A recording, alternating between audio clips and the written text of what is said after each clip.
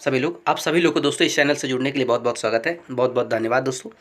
जैसा कि आप लोग जानते हैं कि डेली बेसिस पे इस चैनल पे हम लोग न्यूज़ को डिस्कस करते हैं दोस्तों, यानी कि जो भी सेक्टर का न्यूज़ हो, करंट अफेयर्स हो दोस्तों, उसको हम लोग डिस्कस करने का काम करते हैं, उस पर हम लोग बात करने का प्रयास करते हैं दोस्तों। तो उसी संदर्भ में आज हमारे स्टॉक मार्केट से रिलेटेड एक घटना है दोस्तों, जिसमें हम सभी लोग को बात करना बहुत ज़रूरी है। कहा जा रहा है दोस्तों कि सेबी, जिसको हम बोलते हैं stock exchange board of India दोस्तों, सेबी की इन नियमों से ब्रोकरेज जो फर्म्स है दोस्तों, उनको हो सकता है भारी नुकसान, देने पड़ेंगे एक्स्ट्रा चार्ज। क्या सेबी के द्वारा कौन से नियम में किस तरीके का बदलाव किया गया है दोस्तों, आज के सेशन में हम उसी को देखेंगे। हाँ दोस्तों, तो चलिए शुरू करते हैं। कहा जा रहा है कि स्टॉक एक्सचेंजों में एक स्लैब वार स्ट्रक्चर होता है दोस्तों, जहाँ वे ब्रोकरेज फर्म से हाई वैल्यू के लेन देन के लिए कम शुल्क देने होते हैं दोस्तों। लेकिन ब्रोकरेज फर्म्स के इस मासिक परिचालन खर्च को निवेशकों से उच्चतम स्लैब रेट पर लेती है, जिसपे उन्हें मुनाफा होता है दोस्तों। आइए उसी में बदलाव करने की बात कहा गया है। सेबी ने स्टॉक मार्केट में बदलाव किए नए नियम बदलाव किए गए दोस्तों। इस नियमों के बदलाव निवेशकों के लिए तो हित में हो सकते हैं, लेकिन ब्रोकरेज जो फर्म है दोस्तों, उनके लिए बिल्कुल भी अच्छी खबर नहीं है। कहा जा रहा है 1 अक्टूबर से लेन देन पर यह सामान्य शुल्क लगाने का निर्देश दिया गया है। स्टॉक एक्सचेंजों में एक स्लैब बार स्ट्रक्चर होता है दोस्तों, एक स्लैब बार स्ट्रक्चर होता है, जहां वे ब्रोकरेज फर्म से हाई वैल्यू के लेन देन के लिए कम शुल्क देने पड़ते हैं दोस्तों।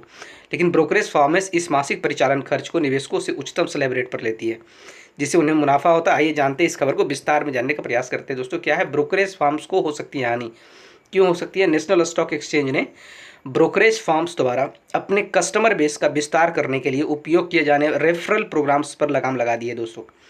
फिर से एक बार पढ़ लेते हैं आप सभी लोग, ताकि आपको अच्छी समझ में आ जाए। कहा जा रहा है नेशनल स्टॉक एक्सचेंज ने ब्रोकरेज फर्म्स द्वारा अपने कस्टमर बेस का विस्तार करने के लिए उपयोग किए जाने वाले रेफरल प्रोग्राम्स पर लगाम लगा दिया है दोस्तों। रेफरल प्रोग्राम्स ये इंपॉर्टेंट है, याद रखिएगा। इसमें ब्रोकरेज फर्म्स को रेफरल प्रोत्साहन का उपयोग करने से रोक लगा दी है दोस्तों। वहीं जब तक इंडिविजुअल को एक्सचेंज के साथ एक अधिकृत इंडिविजुअल के रूप में रजिस्टर्ड नहीं किया जाता है, इसका मुख्य उद्देश्य ये है कि ट्रेडिंग को कम करना है दोस्तों, जहां निवेशकों को जोखिम भरी रेफरल एक्टिविटीज़ या अनाधिकृत निवेश योजना में भाग लेने के लिए बहलाया जा सकता है। इस नए नियम से ब्रोकरेज फर्म्स को काफ़ी प्रभावित कर सकता है दोस्तों। बदलाव करने का क्या रीज़न है दोस्तों, इस पर भी चर्चा करते हैं। वहीं आपको बता दें, निवेशकों के हितों की रक्षा करने के लिए और स्टॉक मार्केट की धांधलीबाजी को रोकने के लिए सेबी ने उठाया यह कदम दोस्तों। सेबी का कहना है कि साल 2024 में लगभग 91% और F&O ट्रेडर्स ने जोखिम भरे ट्रेड्स में कुल 75,000 करोड़ का नुकसान उठाया है दोस्तों। वहीं इसके अलावा लिक्विडिटी की बाढ़ और खुदरा निवेशकों का उत्साह दुनिया के सबसे महंगे इक्विटी मार्केट के लिए घातक संयोजन बन रहा है दोस्तों। सरकार ने बढ़ाया है टैक्स। आइए जानते हैं क्या कहा है। सरकार ने बजट में फुटरेस एंड ऑप्शंस ट्रेडर्स पर सिक्योरिटी ट्रांजैक्शंस टैक्स ST 001% से बढ़ाकर 002% कर दिया गया है। यह सभी रूल्स भी 1 अक्टूबर से लागू होंगे दोस्तों। टैक्स ट्रेडर्स पर ज़्यादा होने से लेन देन का पैसा कम हो सकता है। दूसरी तरफ कुछ टैक्स निवेशकों की लाभ सीमा को भी बढ़ाएंगे, जिससे संभावित रूप से उन्हें अधिक जोखिम लेने के लिए प्रेरित किया जा सकता है दोस्तों। उम्मीद करते हैं आप सभी को चीज़ों को अच्छी समझ में आई होगी दोस्तों। हमारे साथ जुड़ने के लिए आप सभी लोग को बहुत बहुत धन्यवाद दोस्तों।